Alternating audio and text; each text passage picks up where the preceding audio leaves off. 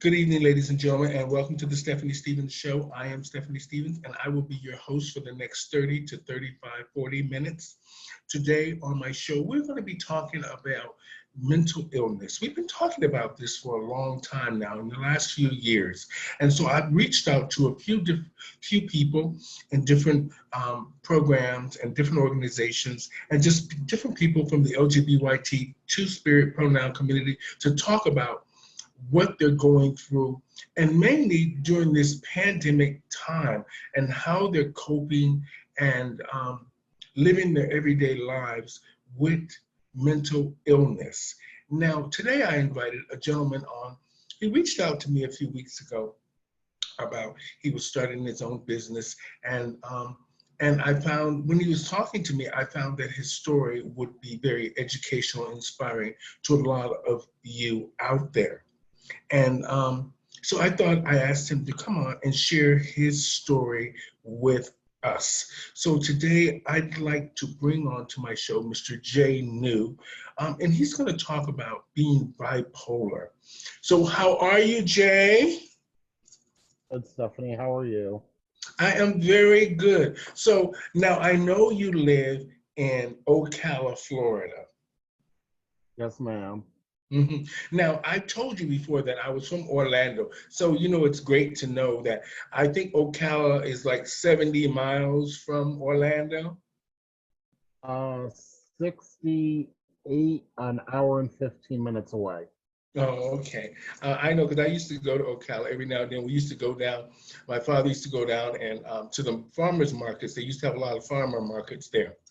Now, Yeah. today I decided to have you on my show. It's because when you first talked to me, about you were trying to start a new business and everything like that. And then you sort of mentioned a few things in it. And I thought that your story would be a great educational and inspiration to our audience because you mentioned the fact that you were bipolar. Can you actually tell us what that is?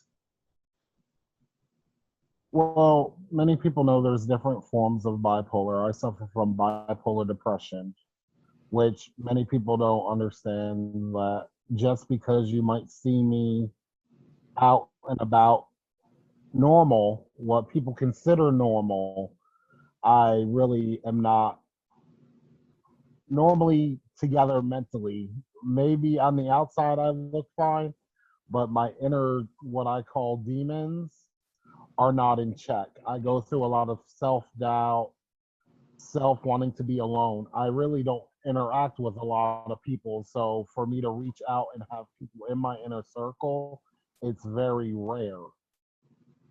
I have Mhm. to really trust you to even allow you into my world because I do suffer from depression. Sometimes I don't come out around people for weeks or days at a time, sometimes not even months. Mhm. So, So, what is a typical day like for you? What is it? Is it that you have a hard time?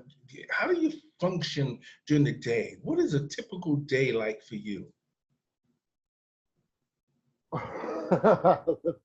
well, a typical day for me is there's no typical day for me because I don't sleep until 7 a.m. So I wake up until around either 2 or 11 a.m. And then I'm up all day. I barely leave my room. If I do leave, I get ready, take a shower, cook food for me and my other half. Um, and then I try to find something to occupy myself to not let myself dwell on things that bother me. I'm now at a phase where I'm learning how to cope with it instead of just trying to stay in my own head. Hmm. And I'm learning that my photography business is allowing me to get out of that depression because it keeps me, instead of being in my own head, it takes me away from being depressed. Hmm. It allows me to focus that self doubt and woe is me to allow me to be like, okay, you have worth in this world instead of feeling like I'm just another body just sitting here going through the day to day. Okay, so let me just ask the quick questions. What now? I'm sure you saw a doctor or two. Oh, What are the plenty, huh?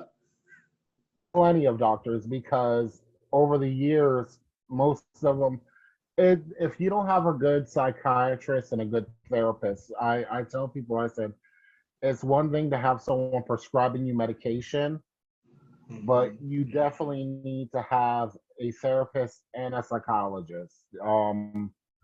One can always give you medication, but if you're not talking it out and actually getting the therapy with it, Hmm. you're not going to progress in it. You're going to keep on falling down and not being able to lift yourself up out of it.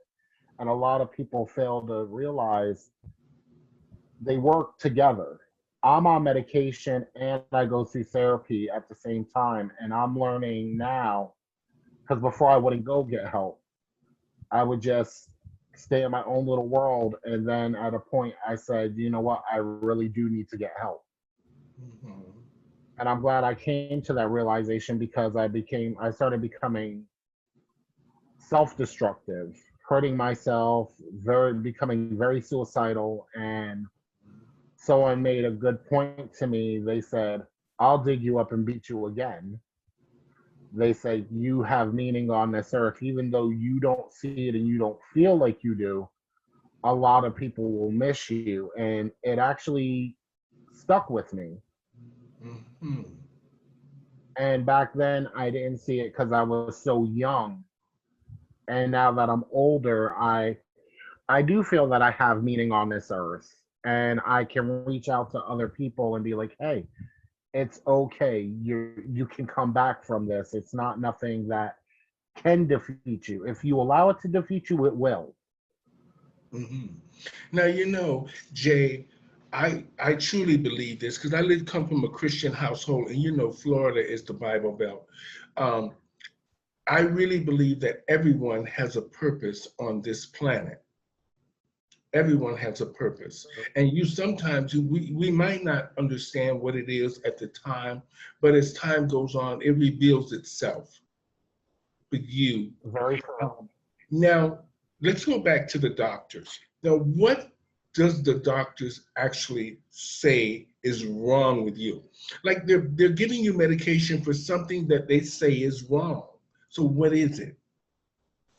Okay, so my complete diagnosis, because I have many diagnoses besides the bipolar.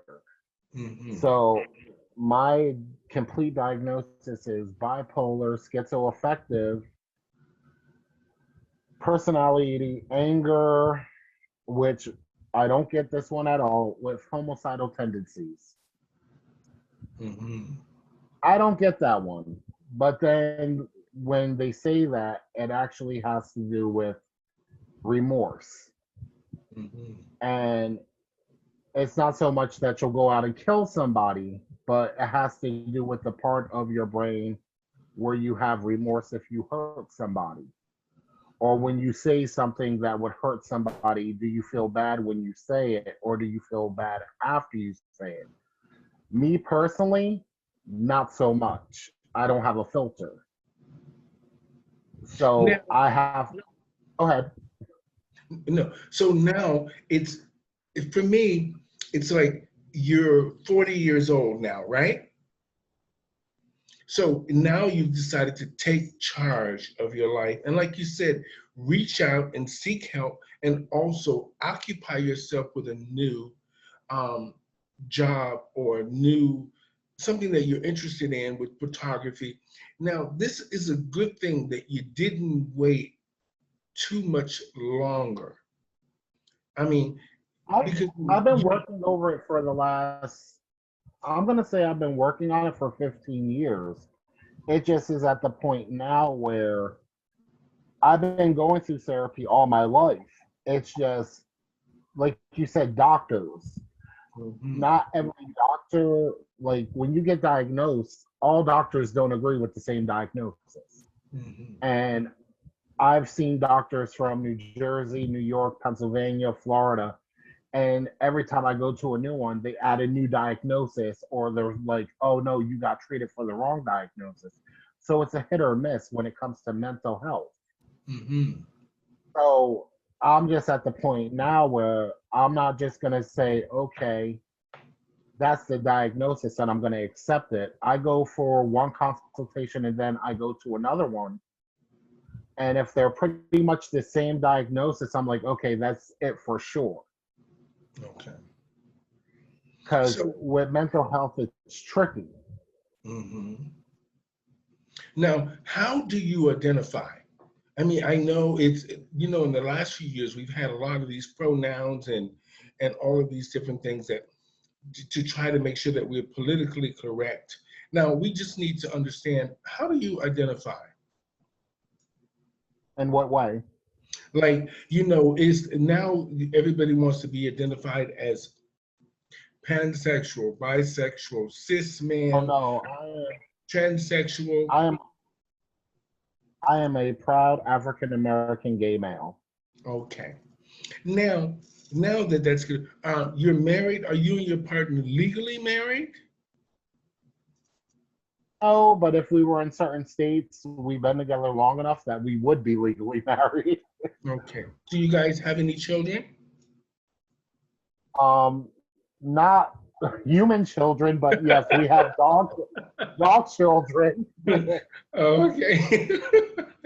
Now, what? Unfortunately, we're in a state where they don't allow gay couples to adopt, Okay. and we're thinking about going back up north for at least 5 years Mm-hmm. so we can adopt a child and then come back to Florida because I do own my property here Mm-hmm. and I have family up north and we could stay up north for 5 years to adopt Mm-hmm. because we Now, both need.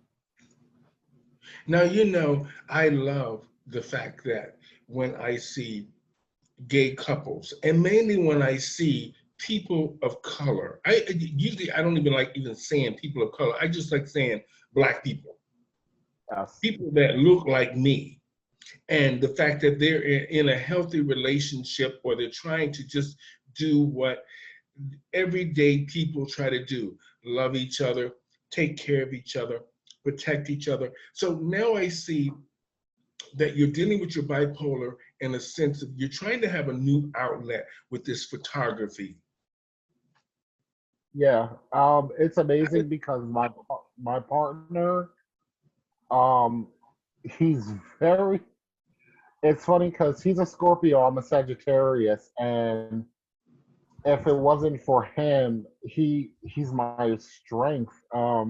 He pushes me when the days I feel down. He's like, no, get up, you got this.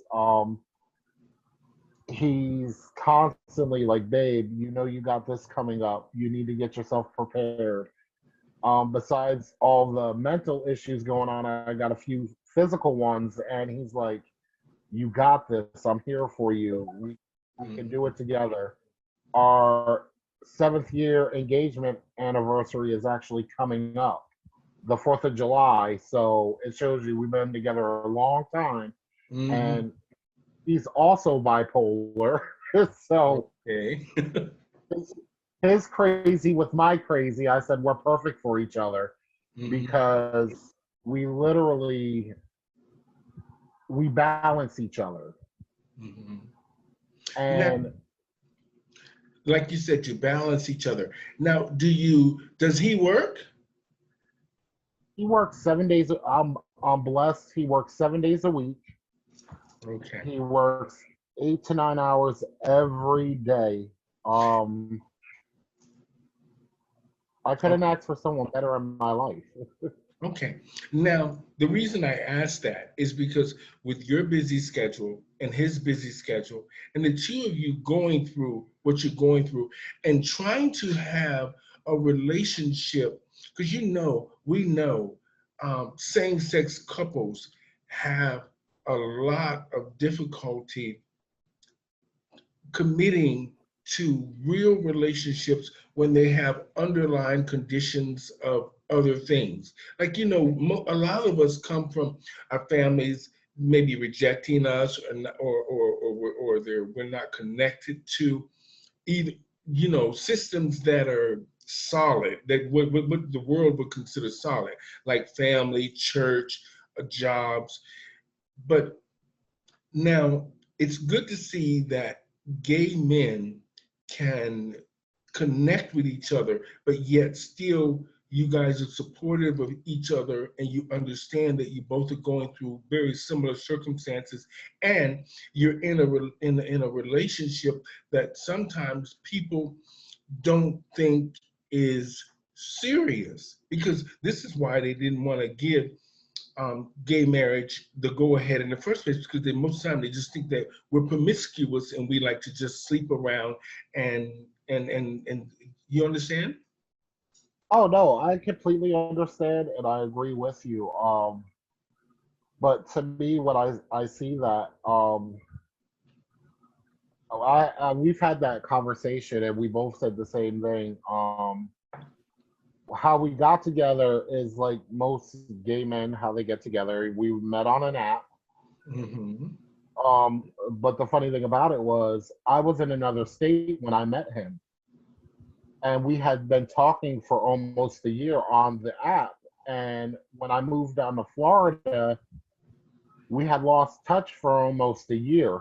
He just disappeared off the app, no contact, no nothing.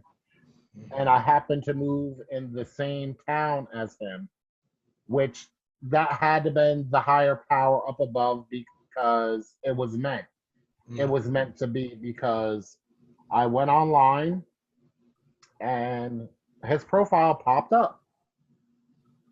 After not seeing him for an entire year, it just popped up. And I was like, hey, what happened to you? He said, my mom got sick and I had to leave college and take care of her. I said, baby, that's all you got to say.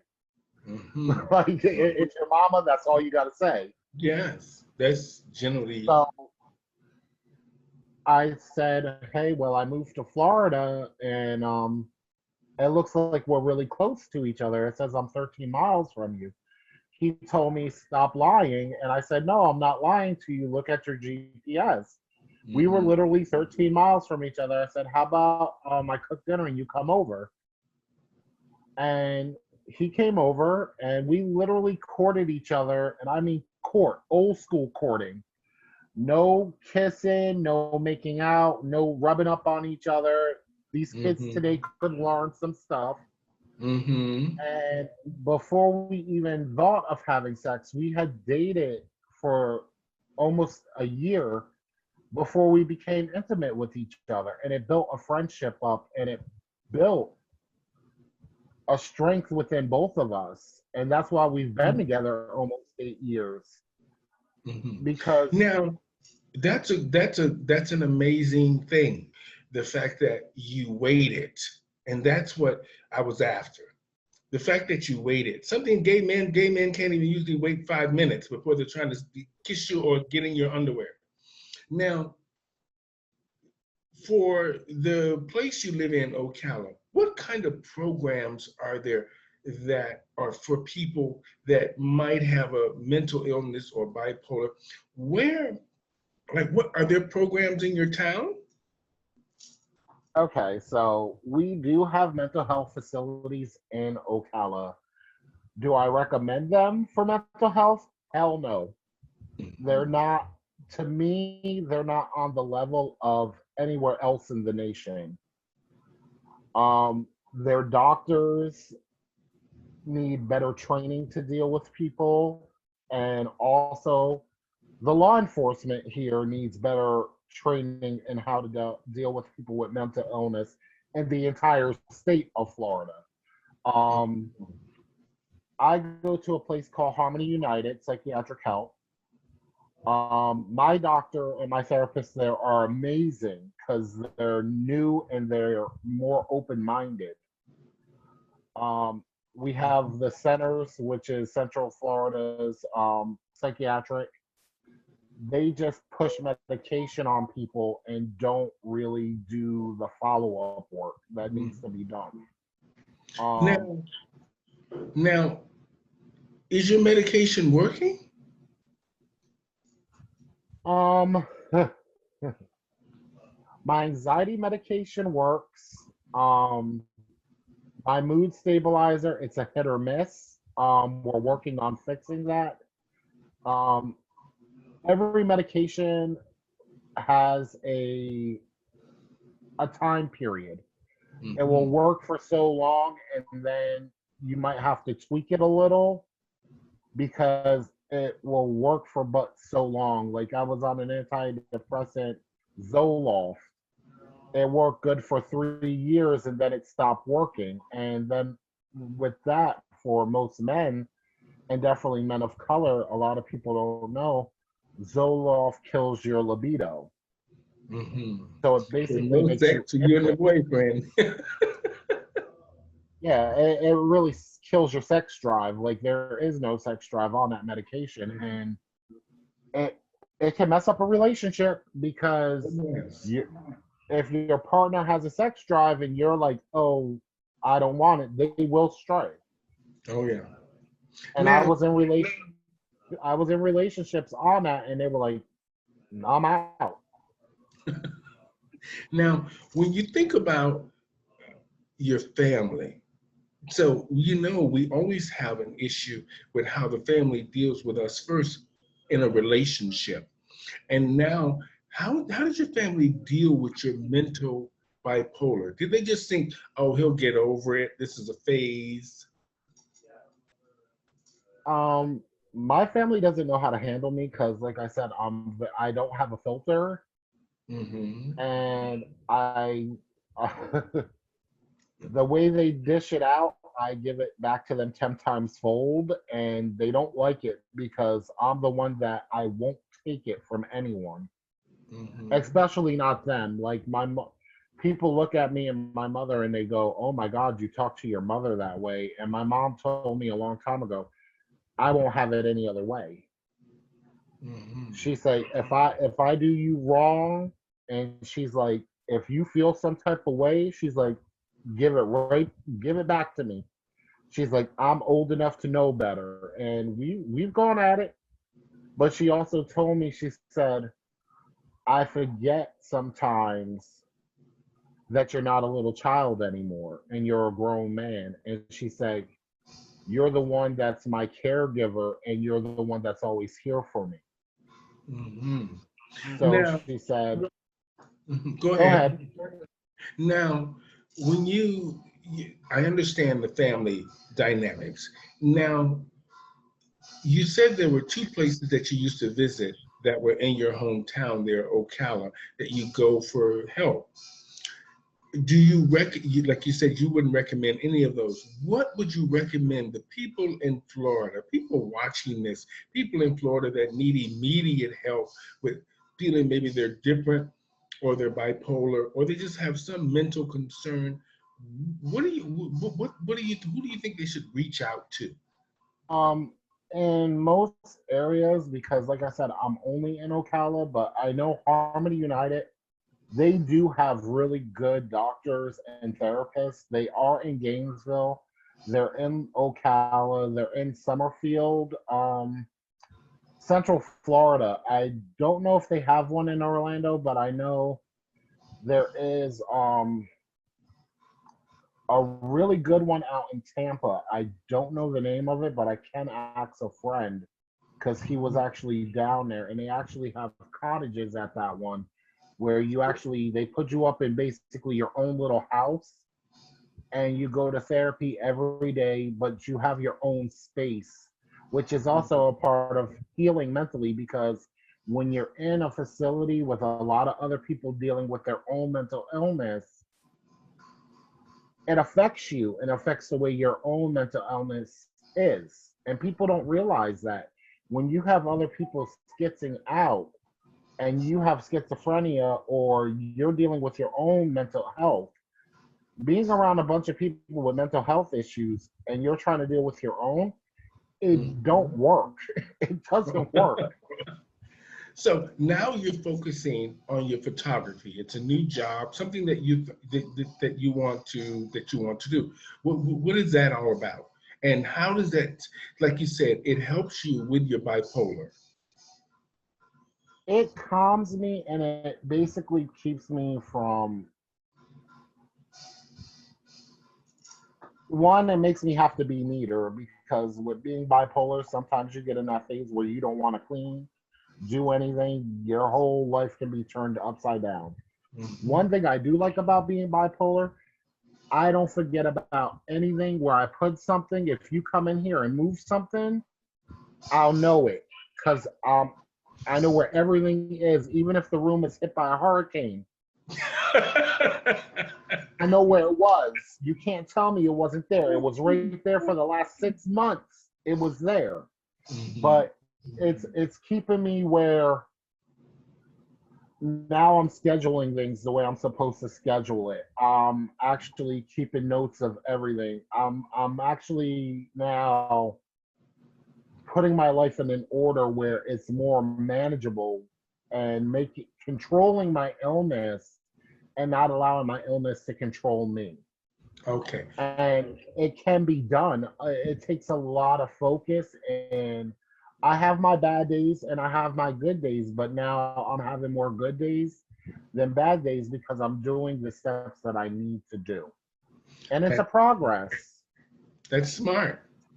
You know, you just said the perfect thing. You take your medication, you're staying focused, and you're putting in your time and effort, something that you're passionate and something that you care about, and it's helping with making things a little bit easier for you.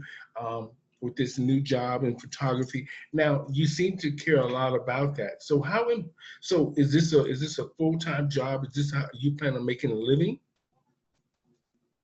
Um, this offsets. I am on full disability. I am fully disabled. Unfortunately, I'm not able to do what my degree is in. I actually have a degree in culinary arts, Hmm. and I now decided I've been doing photography actually since 2003. I stopped doing it when my depression started getting bad. I just put Hmm. everything on hold. Um, when I got with him, I was fooling around one day. I went to a nightclub and I just started taking photos. And I started editing them and I started posting. And people were like, "Oh, you do really good photos." I was like, "Yeah, I'm a photographer, but I just stopped doing it." And people were like, "Oh, you should get back into it." And I thought about it one night. I said, "I really do good work." And I was like, maybe I should. I was like, I can't go back to a normal 9 to 5. And I was Hmm. like, the extra income does help. And I was like, okay. I have a computer. I have all my equipment. My partner, when I have to go out on photo shoots, he takes off of his job and he's able, thank God he's able to. And he goes with me with all my equipment and we go do photo shoots, come back. My turnaround time is great because I don't work. Okay. So I can dedicate all my time to my client's stuff and it Hmm. works out.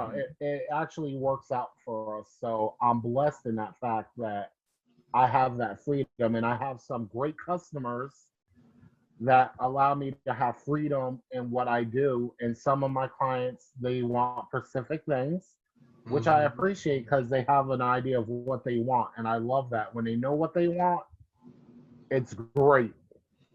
It is great when you know what you want in life, period. Now, how important is it, how important was it for you to reach out? How important is it for people to reach out and understand that there is help for them? It's very important because definitely in the youth, not only in the youth, but anyone at any age, if you're feeling like there's nowhere to turn, there is always somewhere to turn to get help. Don't ever feel that you don't have any self worth. Take it from someone that knows. That feeling of self doubt, that feeling of not having self worth, it's always going to be there, but you do have self-worth and you are here for a reason. If it's because of drugs, if it's because of family, someone bullying you, know there is someone you can always go to. It might not even be someone that you expect. It can be someone totally off the radar that you would least expect to be there for you, but they could be your saving grace. A lot of people fail to realize a Mhm. kind word sometimes goes a long way. Oh yes, I know. And Hmm. when you You see know, someone that is looking like there's something wrong, don't just walk by them and don't say nothing. And that's the biggest thing I can tell people, because those are the people that are really going through something. And a majority of the time, the next day, those are the people that will not be here because those are the people that commit suicide. hmm Real you know, story. it's true. It's great. I say this. I used to say that all the time. You walk by somebody and you see they're suffering, and whether or not you can do a conversation or you can give them a quarter or a dollar or whatever, we're human beings, and sometimes people sitting on the street might need that reach out. They might need you to say hello. Here's a quarter. Here's a dime. Here's a pamphlet of a place you can go to get food and get some help. Here's a place for you to just be able to reach out for whatever you're going through. And people use these programs. And in Canada, I have realized that a lot of the people, Canada is very good for resources, and a lot of people here reach out. And we have we have a lot of people that are homeless, and just like any other country, and we have a lot of people going through mental stuff just like any other country. But for some reason, the people in Canada do a lot of hands-on programs. They go into the communities constantly to make And sure do if you outreach. need something. And the program people go to the people constantly on the street with clothes, with food, with reach out, just stuff that they might need, to let them know that there's somebody there that can help them. It was great talking to you, Jay Newt. I mean, I know we could talk all day about this, but if you have one, I want to wrap it up. If you have one set of advice for people that are dealing with mental illness, and especially being bipolar and might not quite understand what they're going through, what's your advice to people that are just from our community or just any community, and especially the LGBT two-spirit pronoun community, because we are ignored so much of the time because they just think that we're being um, too fabulous a lot of the Too time. Just extra. Yeah. extra, yeah. So, what's your advice to sort of reach out to people? If you're in the United States, you can always dial pound 611. It's the information number in the United States. You can ask them for any local mental health facility Hmm. or anyone in your area that actually has mental health. The Trevor Project also, they have people in the community always for the suicide hotline. And just know, like, there are people that care, even other people with mental illness. There are support groups out there that people with the same thing you're going through. There are people in your community that care about you. Even if you feel like there's no one that does care, we do care. And we're here to support you. Where the LGBT community, you have not ever met a gay person that doesn't love unconditionally. And not to be religious or anything, but Jesus loved unconditionally. And that's one thing gay people do. And it was naturally in us. We love unconditionally. So I look at gay people as a little bit of God's little extra special something because we love unconditionally. Even when someone hurts us horribly, we still love. True. We So might, true. we might tell you off, but we still love you. Thank you, Jay New. That was an amazing conversation. Thank you for filling us in on your story, your journey about mental illness and being bipolar, and just the enlightenment of the fact that you want people to understand that take your medicine, reach out to these programs that are everywhere for you. Also, just involve yourself in groups or programs that can sort of put your mind at ease and find a passion that you love, something that you love doing, Yes, and get a hobby. get a hobby and just try to be, just be you. But remember, people care about you, and there's always some help. So thank you so much, Jay New, for coming on the Stephanie Stevens Show today. Thank you, I Stephanie. appreciate it. You're an amazing guy. You made me look beautiful. As you see, I have it in the background. And a queen loves being beautiful. So I just want to say Wait, you congratulations. got it made already? I made this already. I got the t-shirts coming soon. Yes, ma'am. I don't play. I don't play. Yes, ma'am. I got the t-shirts coming soon. So Thank you, baby. and I'll send you one. You just tell me. We'll talk after the show. Okay.